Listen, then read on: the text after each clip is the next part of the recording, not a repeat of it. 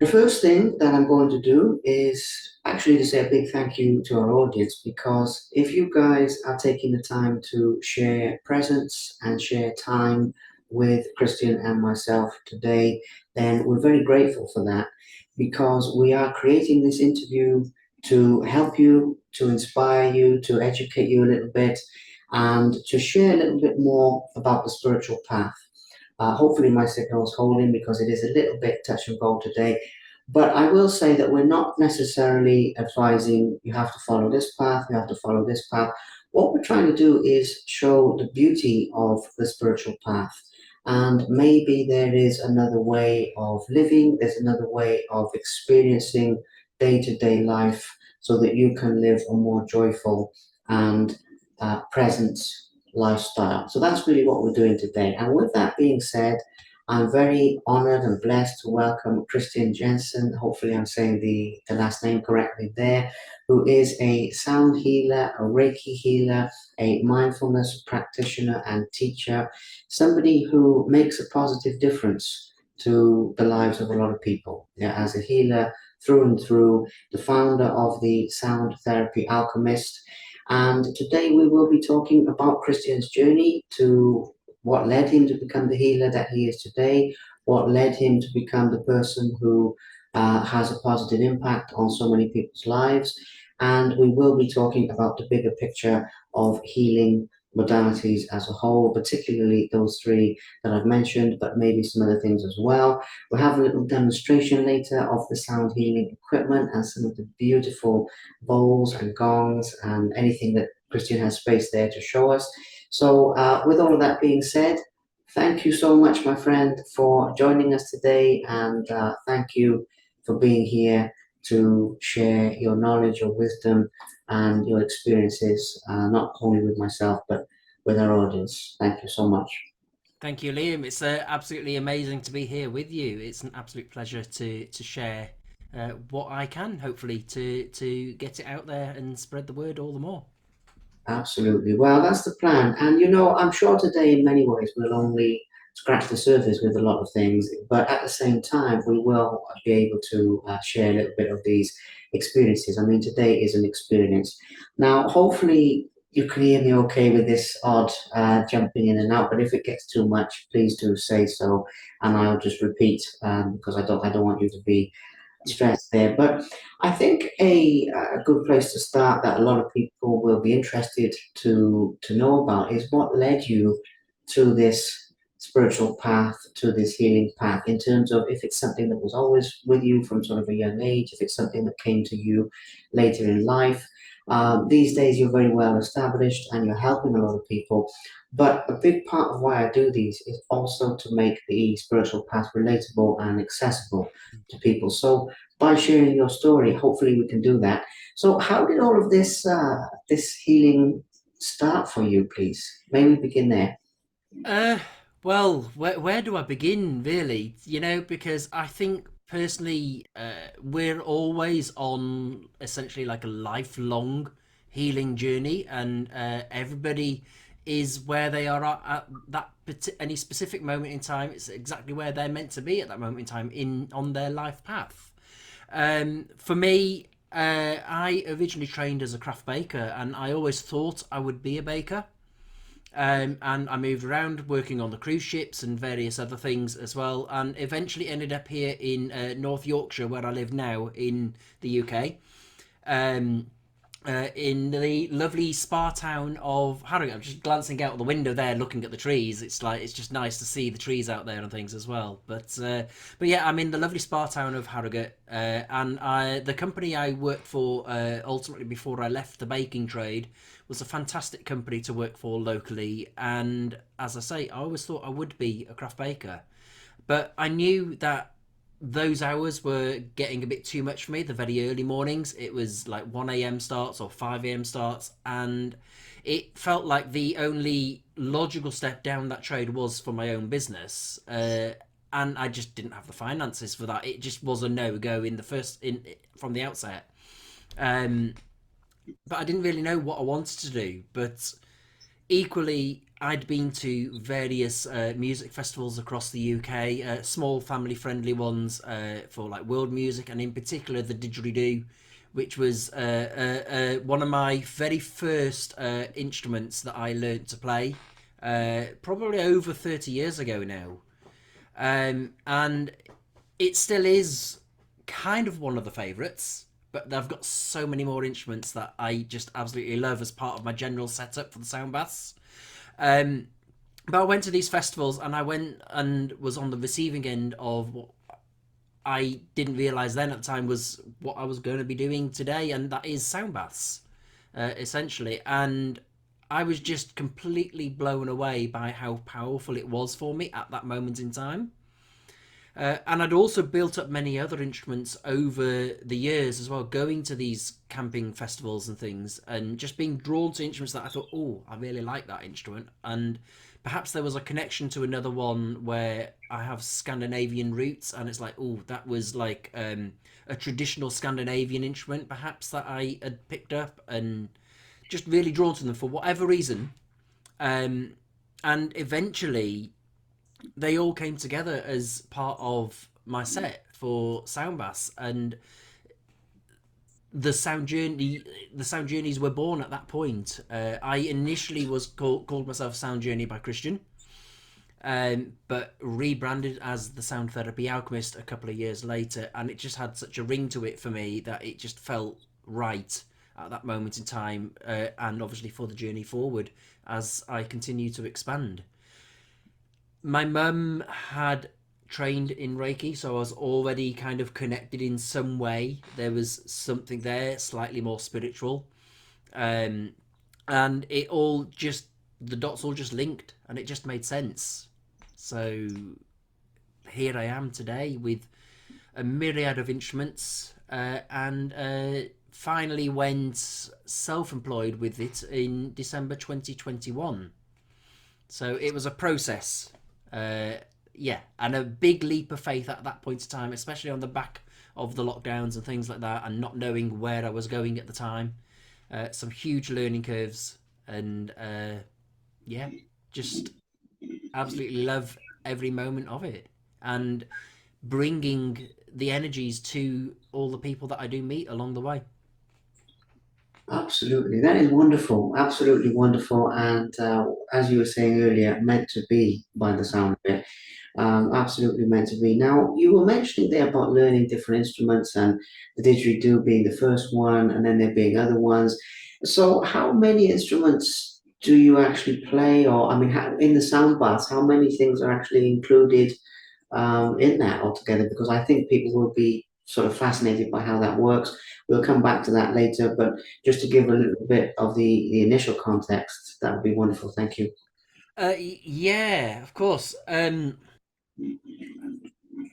never actually really specifically counted exactly how many instruments I have, but I reckon it's probably somewhere in the region of 30 to 40 different instruments. But they're not always, of course, played in every single session. I always have instruments like the Himalayan bowls. If I hold one up now to the camera, you can see there's one there, which obviously we can come back to at a later point and just introduce a bit more of. Himalayan singer bowls, gongs are the primary instruments that I play, but then I also have instruments such as handpan, Native American flute. Of course, I mentioned the didgeridoo, various different kinds of shakers, including a rain stick, little tongue drum, crystal singing bowls, lots and lots of different instruments as part of the set. Wow, that is incredible. I mean, I was just curious because you hear the phrase of multi instrumentalist being thrown around, but like in what you're doing, it takes that to a totally different level. And obviously, I know there's music in that sense, and there's music in the healing sense, but still, the diversity is absolutely remarkable. Now, I also have to ask as well, when you were going through those early experiences with the didgeridoo, with the bowls, with different things. Did you ever have any inkling? Did you ever have any idea that, like, okay, this is what I'm going to be doing for the rest of my life? You know, did you ever have any idea that you would go so headlong into this at that time? Because obviously it comes in phases, as you said, going self employed came later, this was a bit earlier. And I know that the transformation that goes on internally when you step onto the spiritual path definitely takes time as well. But with that being said, did you ever have the idea of thinking, wow, if I'm going to be doing this 20, 30 years later, I mean, whatever length of time we're talking about here, if that makes sense? Mm. I never did. No, I never imagined myself doing anything like this at all. Ever. As I say, I was a baker, and I always thought I would be a craft baker. Um, but when it came to that point of finding something else, and I just really felt the draw, and of all places, the company that I worked for, I went into their branch in Harrogate here to a Mind Body Spirit event, which was being held in one of the rooms upstairs, away from the cafe part itself. And I met a lady there called Diane Mitchell, who is now based in London, and she was setting up her inaugural wellbeing festival called the Wonderful World of Wellbeing at the time. And I got chatting to her, and I happened to mention to her, "Have you ever heard of a Didge bath?" So she turned around and said to me, "No, what's one of them?" So I explained a little bit to her about it, where people basically lay on the floor and play the didgeridoo up and down over their bodies, maybe like 3 or 4 inches away. So the sound and the vibration, the limited knowledge I had then, was just fascinating to me, having experienced it, of course, as I said, at some of these festivals where you'd experience the didge and the gong and various other instruments. Uh, I found it really powerful for me, and I just, having explained it to her, uh, she invited me to her inaugural Wellbeing Festival the following spring, and I went along for atmospheric purposes to play a couple of the instruments, the didgeridoo, the native flute, just to add ambience to the space at the time, more than anything. And then that very weekend, I got the opportunity where she turned around and asked me, "Oh, the rooms come free upstairs. Would you like to go and do a sound bath for people up there?" I was very much lacking confidence. So I was kind of in my shell like this at the time, and just no idea what I was doing really in that sense. I hadn't trained in sound therapy at that point.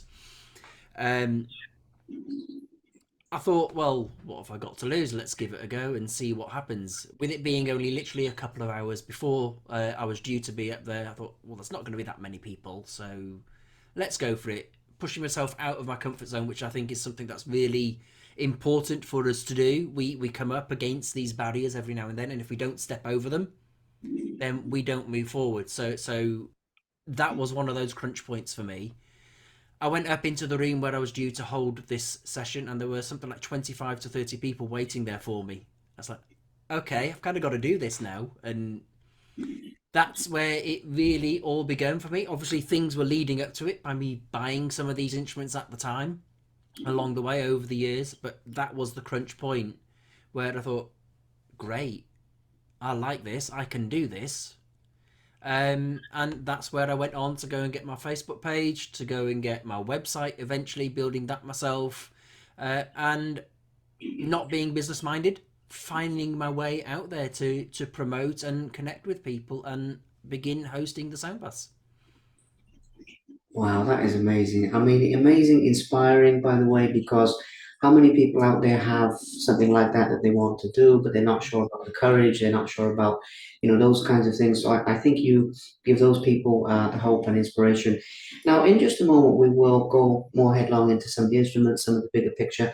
One of the last things I have just about this process for you, though, is the transformation that you must have started to experience internally, not only actually physically playing the instruments, as you said, they're for people and everything like that, but the ways in which your life was changing, the ways in which maybe you were feeling more aligned, more connected, more peaceful. I mean, it's different for different people, but this is fundamentally an inner journey, obviously, in a lot of ways with the spiritual path. So I'm curious about how your life was changing in a sort of intangible sense, if you like, during this time, and how you were feeling more, whatever it was for you, more joyful, more happy, more connected to this path, that kind of thing. Your interactions with people maybe were changing, all of that type of stuff. If it's not too personal, would you mind sharing a little bit about that sort of healing process of your own, basically, I Yeah. guess you could call it?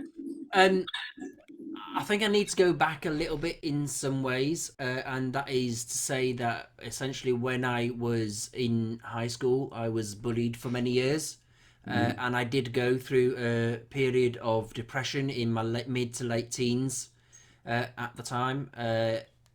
I never actually did my GCSEs, uh, and I found my way to college and to, as I say, the baking and so on and so forth, thinking that would be it. Um, but I always still felt as though I was lacking a huge amount of confidence internally.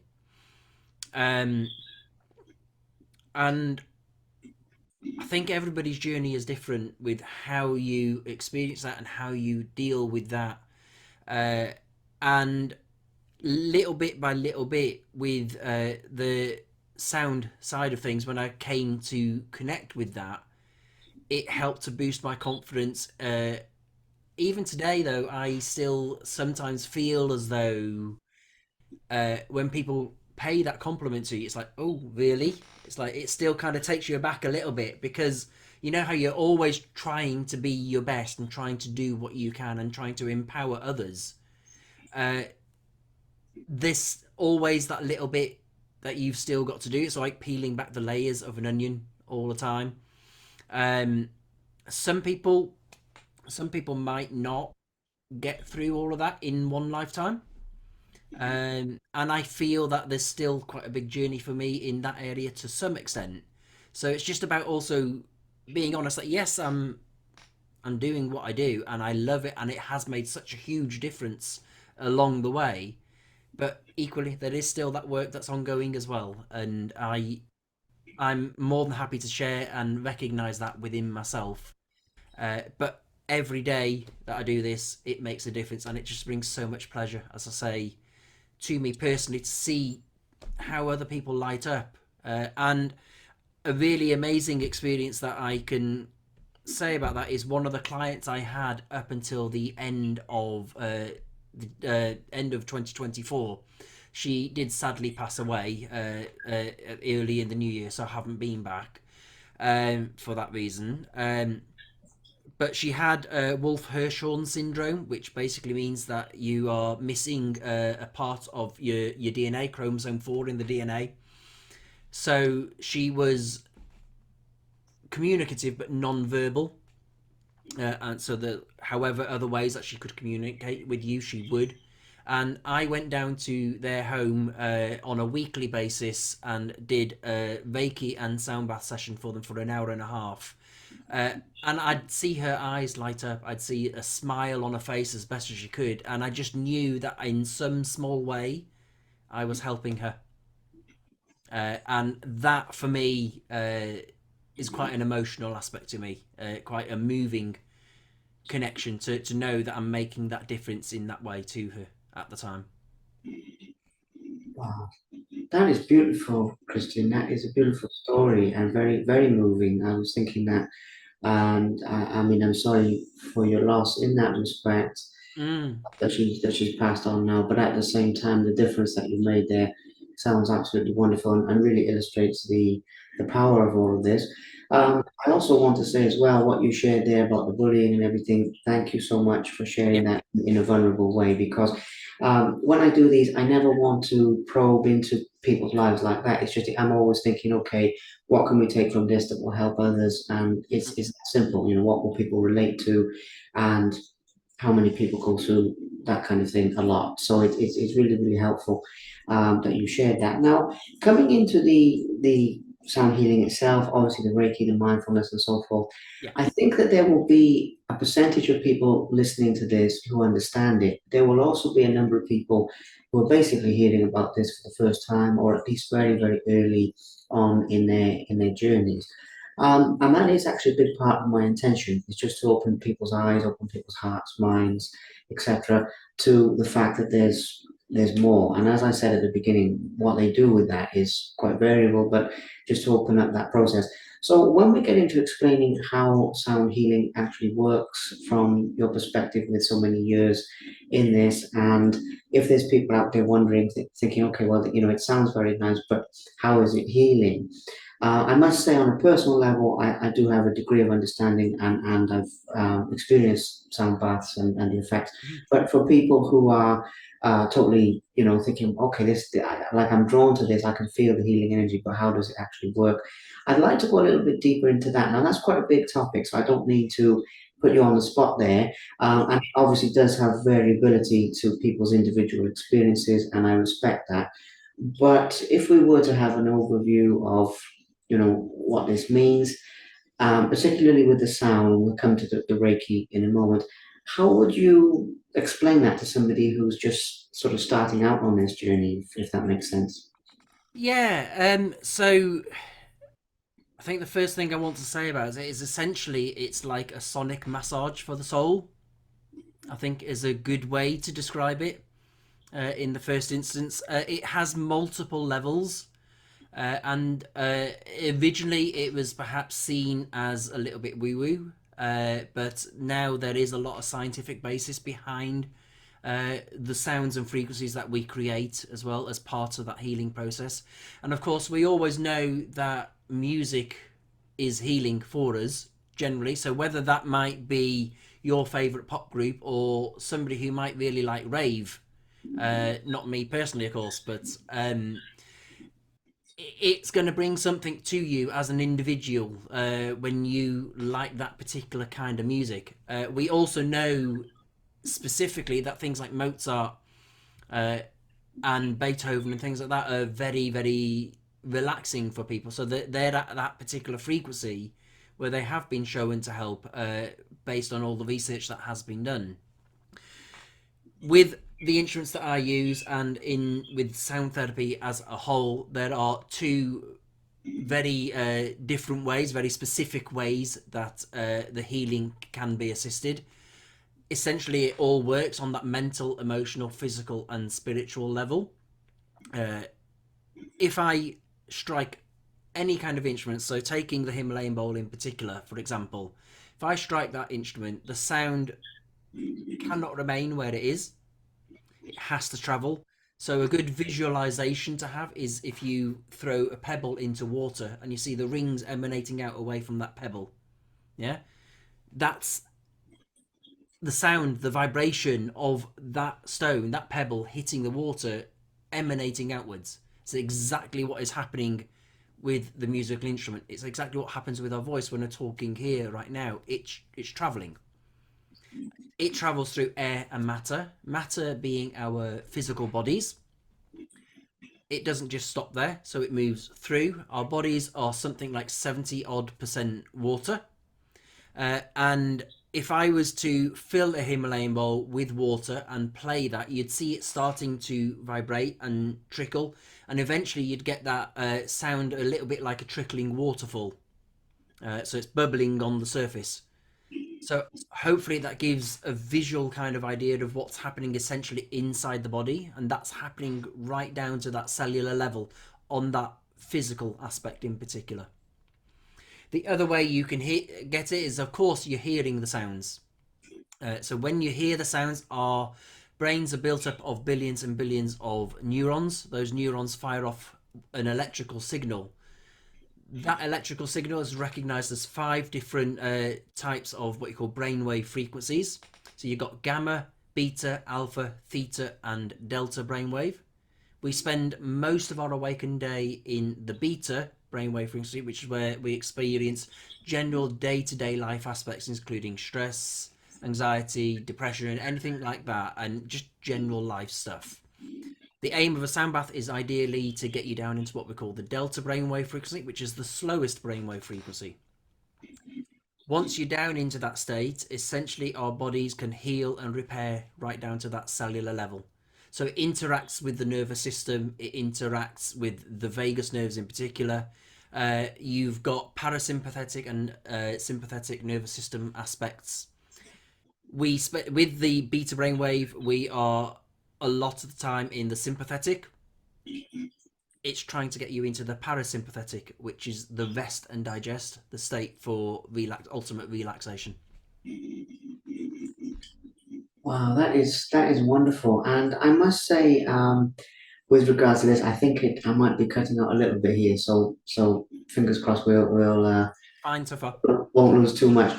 But anyway, yeah, that description, I mean, there is so much, as you say, so much evidence now with the effect on different health conditions, on the effect of even something like, I mean, you've got a plant there, but even the fact of if you speak kindly to a plant, if you speak Mm. harsh to a plant, there is, I've heard studies done with Alzheimer's that different sounds can actually bring different levels of activation into the brain.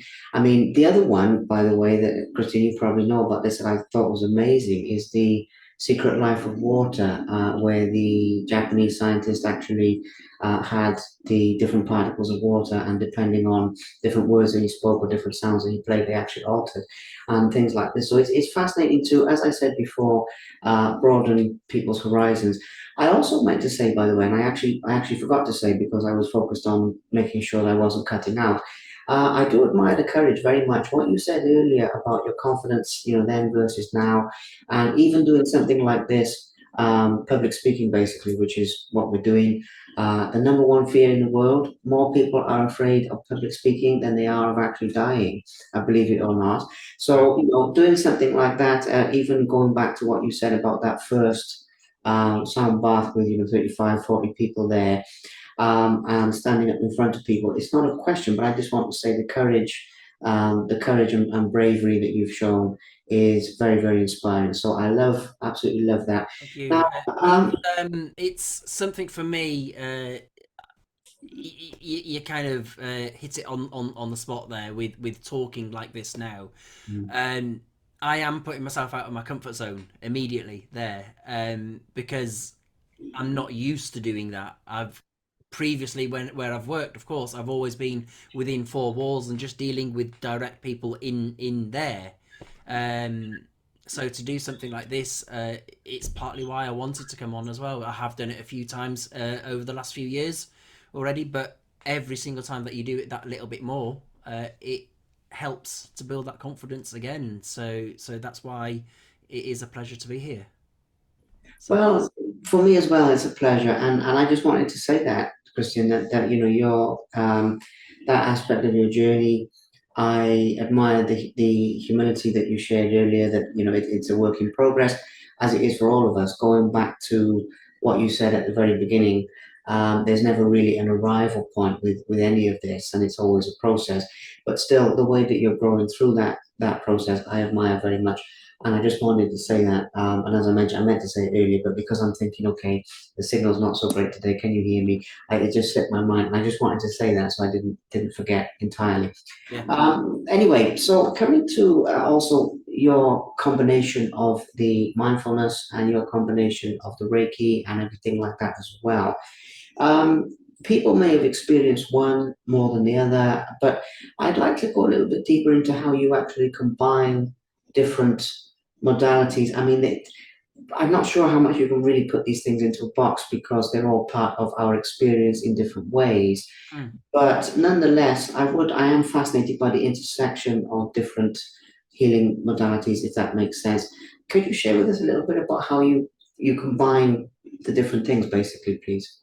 Thank you. Yeah, with a group sound bath in particular, is it probably the best way to give the example. I will always start the session with a little bit of a Reiki infused guided meditation, and then I gently flow into the sound. So Reiki, of course, is a form of energy healing. And it can be hands on, hands off. You can do what you call distance Reiki healing. So you can set that intention for those energies to be sent to any given individual should they wish to receive it or be open to receiving anywhere around the world. So for me to be able to do it in a space with a group of people in the room, uh, obviously is fairly simple in that sense to be able to do that in that situation.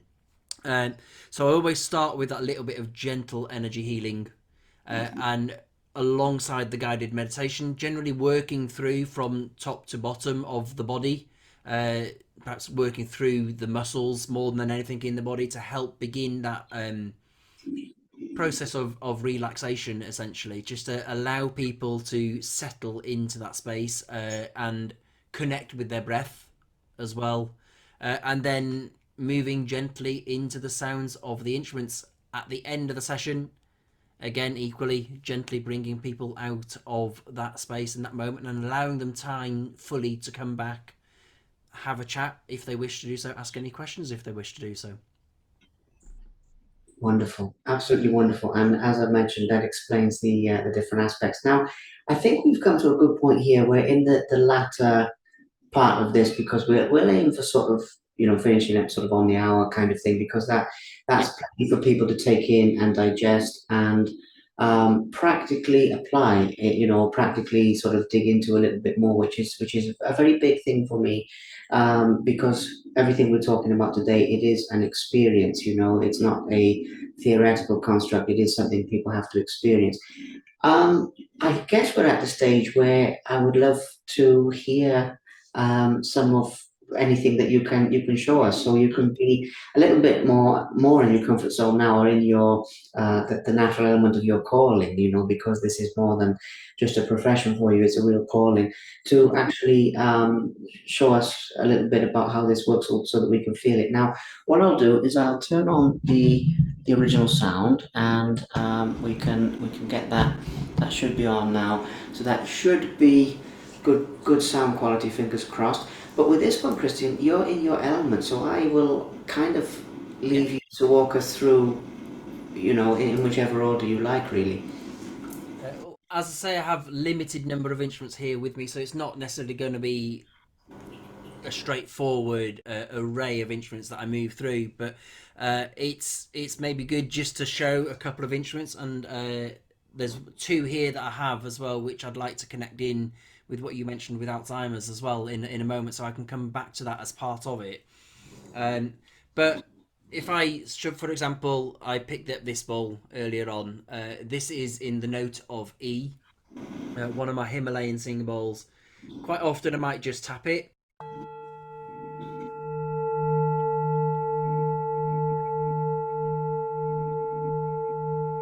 and even just tapping it once, the length of time that it continues for.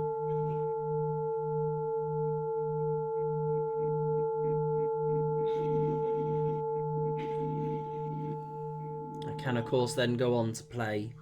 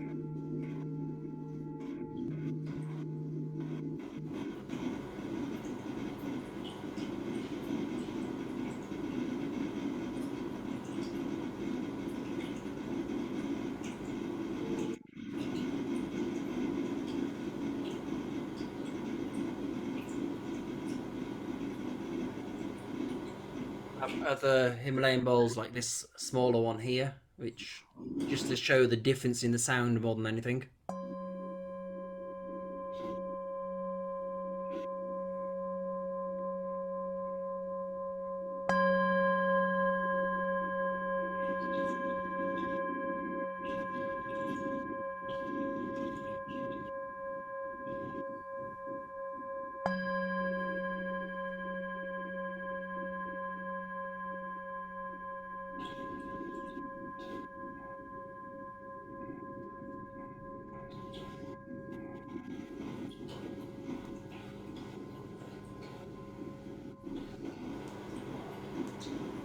And then, if I get up a moment, I can this instrument which connects in with the very first one. So this is a handpan. It is tuned to the note of E, and I generally do use this instrument at the end of every single session, because I absolutely adore playing this one. Perhaps even more so than the Didge these days. So, um, just a little bit of gentle playing.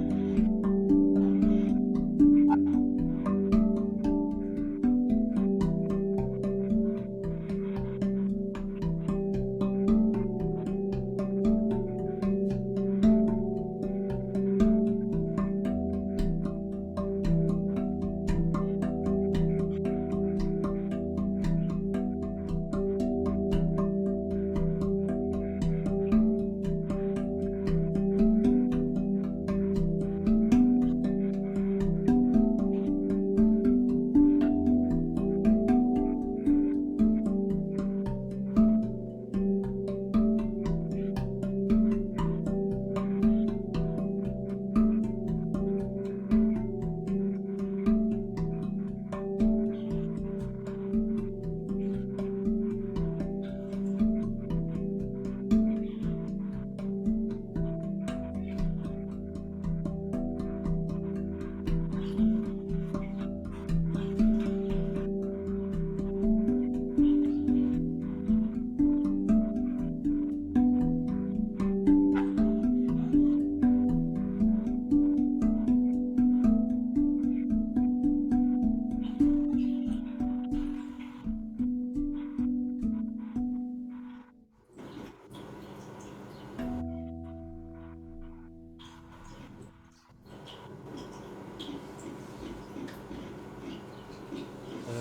hopefully that gives enough of feel for particularly that kind of instrument.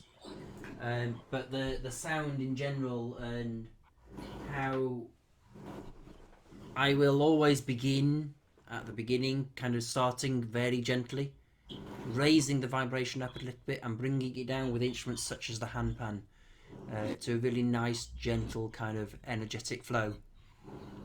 To really take you into that deeper kind of space of relaxation. Um, the gong just behind me.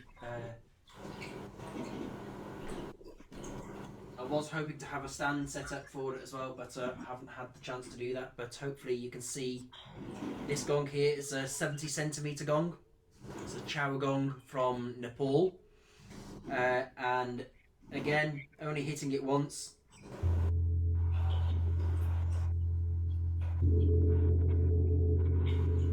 We'll bring it closer.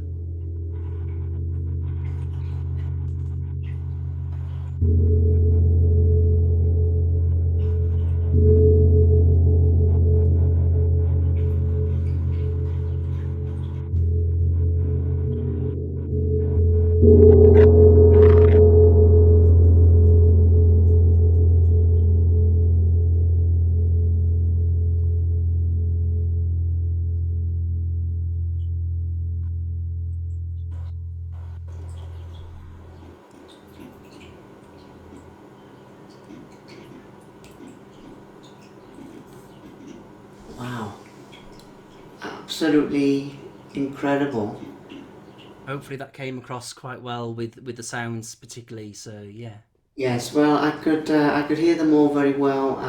My side, Christian. I think it's my own audio that's letting the side down today. Not so much yours, but absolutely wonderful because, as I said, it's an experience for people. You know, I mean, this is very much something that, as you know yourself from when you first went to the festivals all the way through, it's something you have to experience over and over and deepen that. So absolutely beautiful, and I really hope that hope opens people's hearts and minds to, you know, this kind of experience and raises a little bit of awareness because when we do interviews like this, what you said at the beginning really resonates with me about being effectively in the right place at the right time. In other words, being at the right moment for each of us. And I believe it's very much the same when people are attracted to a talk like this, that it will be the right time for them to listen to. And the beauty of putting a podcast out there is, people listen to it today, but people can listen to it, 5 years from now. And if it's the right time for them, then, they'll feel that connection. So I really hope that it does raise that awareness and also encourage people to follow their hearts. Is kind of become a bit of a cliche, but really that's what you've done. You followed your heart, you followed more than your heart, you followed your soul in a lot of ways into your current position there. So that is absolutely beautiful. Now we will wrap in just a moment because, as I mentioned, we've given people a nice overview and they can explore further if they wish to. But a very important aspect is how people can contact you, because some people listening to this are thinking, well, okay, this is great, I'm going to explore it in my own time. But if some people feel that direct connection with you, as I did personally, by the way, because when I contact people, I very much take the time to sort of feel what the energy is like and if there's a good synergy there. If people are feeling that pull towards you and they would like to work with you directly, online, offline, I mean, I'm not sure of all of the parameters there, but please give yourself a plug basically of how they can connect with you on a personal level. That would be wonderful. Thank you. Thank you. So yeah, I am mostly offline, but I can of course organise online as well, as I am with you talking here today. So it's not impossible for me to do that at this stage. So yeah, people are more than welcome to get in touch with me. I primarily locally to me, one-to-one sound therapy and Reiki, as well as the group sound baths. But I'm also available for private group events, for corporate and school wellbeing sessions, sessions within healthcare settings, and for people's retreats as well. I will certainly travel anywhere across the UK, and as I mentioned, I can do some things online if it is required, particularly things around the Reiki and the distance healing, and things like that. So they can get in touch with me on social media, on Facebook, Instagram, or LinkedIn at the Sound Therapy Alchemist. Or they can check out my website, www.thesoundtherapyalchemist.co.uk, and get in touch with me that way. Wonderful, absolutely wonderful. Because as I said, some people will feel that sort of heart-to-heart connection with you. So I think that is wonderful. Christian, my friend, I mean, it's been an absolutely wonderful talk today. I have found it very enlightening, very educational, and a very, very joyful experience. I'm sorry about the issues with my signal, but it's been a wonderful experience today. I just want to thank you so much for speaking from your heart. As I mentioned before, the courage of stepping out of your comfort zone and showing the instruments and the beautiful sounds there. Because, as I mentioned, as people become aware of these kinds of things, it elevates the consciousness of humanity. Even though we're playing a small part in that in a lot of way, the more people can reconnect with their souls, the better place the world will be, really, I suppose, in a lot of ways. So I hope that we've played a small part in doing that, and I just want to thank you once again so much. Best wishes to you, best wishes to your family, and just thank you so much. And I will send this to you when it's released as well, so that if you have any uses, feel free to share it around, and I will as well. But yes, have a lovely rest of your week, and speak soon. Thank you. Thank you. Thank you. Bye now. Bye bye. Thank you very much for watching. Please subscribe to the Simply Inspired YouTube channel, and there'll be more videos coming soon.